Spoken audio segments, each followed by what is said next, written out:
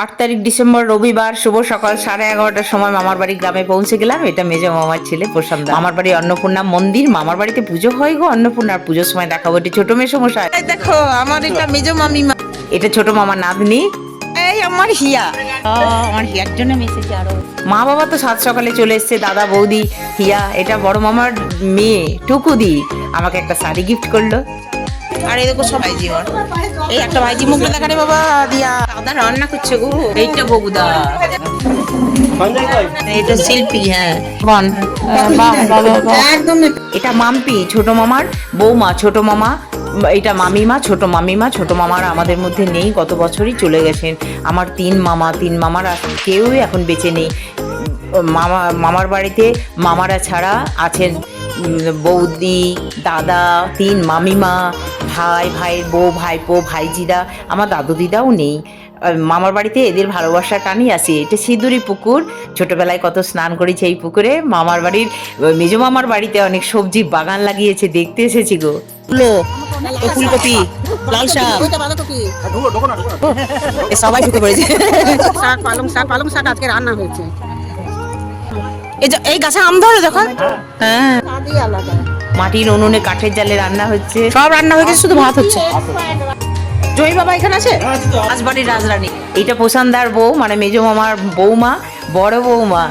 প্রশান্তার এই বাড়িটা আমরা দেখতে এসেছি, নতুন বাড়ি করেছে। এই দাদার বাড়ি এটা।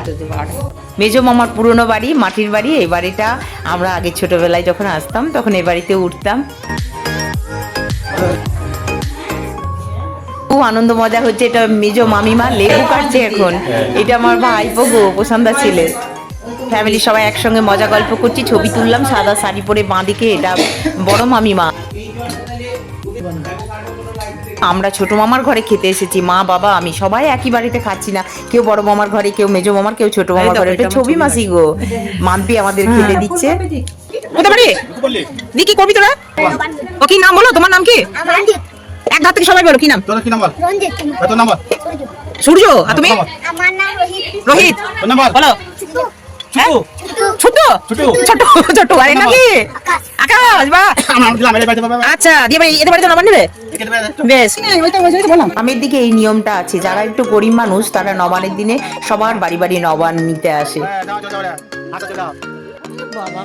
মেজো মামার ঘরে কত রান্নার আয়োজন হয়েছে, বাকিরা সবাই খেতে বসেছে এখানে।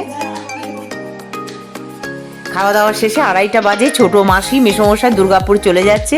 মাসির ভীষণ মন খারাপ, বাপের বাড়ি ছেড়ে কি যেতে ইচ্ছা করে। আমার মারা 5 বোন ছিল, সবাই তো এখন বেঁচে নেই মাসিরা।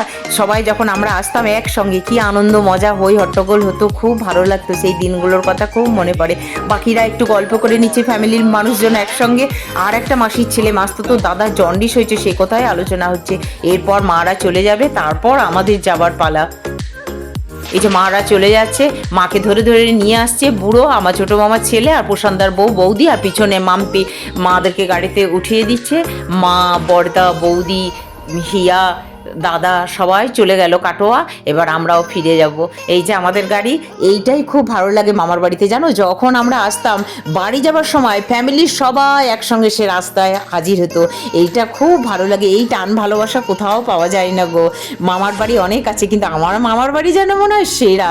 সবাই দাঁড়িয়ে আছে। আজকে মামার বাড়িতে এসে খুব আনন্দ হলো। খাওয়া দাওয়া যা করলাম, আনন্দ গল্প এতই করলাম, ভীষণ আনন্দ নিয়ে বাড়ি যাচ্ছি। কেমন লাগলো জানিও।